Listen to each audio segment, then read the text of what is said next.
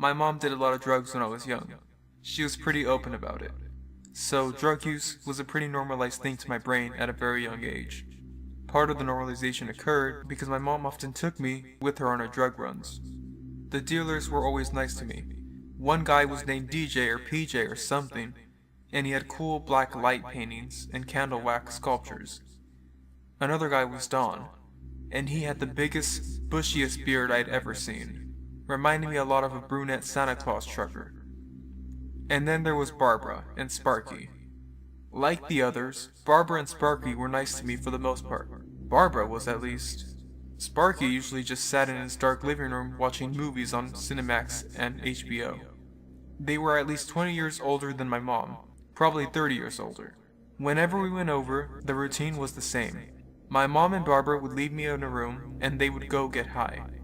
I was about 7 at the time, so I was too naive to understand that this was wrong. But the room they left me in had a TV, an NES, and at least 50 or so games for it, so I was in heaven.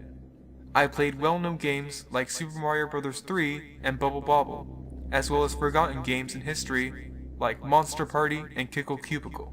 Regardless, I had hours of free time to explore the largest NES library I had ever seen. I was in on Cloud 9. Early into our trips into Barbara and Sparky's though, my mom told me that she would not be alone with Sparky. I asked why, and she hesitated. She ended up telling me that he doesn't like kids, and I was innocent enough to buy it despite her squirreliness. Despite the warning, I never noticed anything off about Sparky. Like I said earlier, he mostly just watched movies in the dark by himself. However, one night was a bit different. I was playing games as usual when the door opened. In the doorway, Sparky was holding a small glass of dark liquid, probably rum or whiskey, not that I knew at the time. I said hi, but he just stood in the doorway staring at me. It was uncomfortable. But I just discovered that they had the Monster in My Pocket video game, so I turned back to it. I felt him staring at me for a few more moments before I turned around again. This time, he asked me what I was playing. I answered, and then we were back to silence and stares. He followed up by taking another swig of his drink and inching behind me. He put his hand up on my shoulder and gave it a squeeze. Not like he was trying to get my attention, but something more purposeful.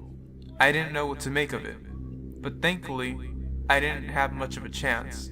Almost as if summoned by Sparky touching me, my mom and Barbara approached in the doorway.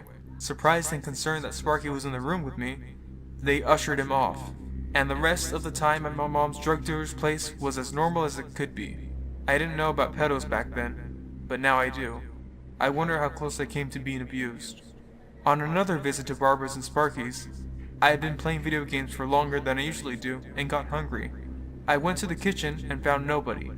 I looked around for any snacks on the counter, but only found a mirror with white lines of powder and a very short straw next to it. This was a strange sight to me as 1, I had no idea what the powder was, and 2, I never saw a mirror that small, and 3, I never saw straws that short. I stood there looking at it for a while, trying to make sense of it, when my mom came in behind me. She seemed hurried and got a glass of ice water. She told me to stay away from the white powder and go back to playing games. Then as quickly as she entered, she left. I was still hungry, and she left so quickly that I wasn't able to ask her about food. So I followed her. She went to Barbara and Sparky's bedroom, where Barbara was laying in bed. She looked like she was having a bad dream, but her eyes were wide open. Her head thrashed about, and she was muttering, "Spuff, we have to get ready. The Christmas man is coming. The Christmas man." It went on like this for a few minutes. As a young child, I thought she was trying to be funny, so I laughed about it. My mom just grimaced, gave Barbara the water, and told me that we had to leave because Barbara wasn't feeling well. On the way home, I asked her about the Christmas man. I asked if it was Santa Claus, and if it was, why was she talking about him in the summer? I don't remember what she told me, but she probably dodged the questions, or spoon-fed me something an innocent child would believe.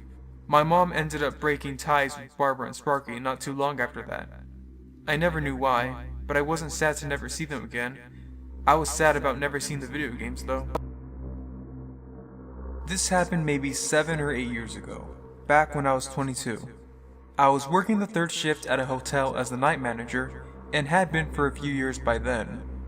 I had gotten used to the creepers and drunk by then, and the eerie feeling of being the only employee on the staff had all but vanished. It was just a job, and I loved it. I could play video games on my laptop behind the desk all night, and was rarely bothered other than the occasional rowdy drunk group of people or those late night gross calls. The front of my hotel had 2 outside glass doors, an entryway just for newspaper machines, and another set of glass doors to enter the hotel. My desk was about 10 steps forward, and 10 steps to the left once inside. So around 2 a.m. one night, I remember it because it was after my audit, this guy came in, under 6 feet, skinny, white, and scuffy, wearing a baseball cap, jeans, and a tan jacket. He didn't come in all the way though. He was in the entryway, opened one door about halfway, looked up at me, up at the cameras, and backed his head out a little bit, but didn't shut the door. Immediate red flags went off. I asked if I could help him, and he told me that there was a broken sprinkler on our property that was flooding the street. I informed him that we didn't use sprinklers. Ours were attached to the building and rained down. We didn't have large plots of grass or flowers, since we were surrounded by other businesses. He insisted it was ours, and it was flooding the street. I again informed him that we don't use ground sprinklers, and that it most likely belonged to one of the surrounding businesses, and that I would call around in the morning when they all opened and let them know. He was really anxious. I wasn't sure if it was because he wanted to rob me, or if it was because he was weirdly concerned about a broken sprinkler. Now he wanted me to come outside with him to see. I told him I wasn't allowed to leave the desk, but really, I just didn't want to be outside where there are no cameras. He lingered, thinking, then just said, "What about the sprinkler then? It's just wasting water." I told him there was nothing I could do right now. I offered to call non-emergency and have a police officer come by to see if that would ease him, and he said no. They can't do anything about it, and left after silently lingering again. After he left, my adrenaline kicked in. I hadn't realized how scared I was until he was gone. I was shaking. I decided to call my boyfriend. I thought about calling the owner at home, but didn't feel it was necessary to wake him up. I did, however, call around to see the other hotels nearby and told them what happened. Us night shift workers were pretty close, and at any time weird something happened, we'd do call-arounds to warn the others. Fast forward about 10 minutes, I'm talking to my boyfriend repeating the events that happened, and my curiosity really piqued. I had to know if there was a broken sprinkler. Maybe I was blowing this out of proportion. I needed a smoke. Bad too. So I kept my boyfriend on the phone and went outside. No broken sprinkler in sight. I was through the parking lots at a restaurant. I was through the parking lots towards a restaurant, about 300 or 400 feet away, and I see the broken sprinkler. It would be obvious to anyone that this sprinkler belonged to a restaurant. It was gushing water, bent sideways, like it had been run over or kicked. Then I noticed the pickup truck on the other side, in the restaurant parking lot. This area had one street light. Wasn't very lit either. It was parked sideways, passenger door facing me, and it was open. I started hustling it back to the hotel. When I heard the truck start up, I looked behind me and saw the same man looking at me through the open passenger door. I couldn't see his face, but I saw the baseball cap and tan jacket. He drove off very quickly, not even shutting the passenger door.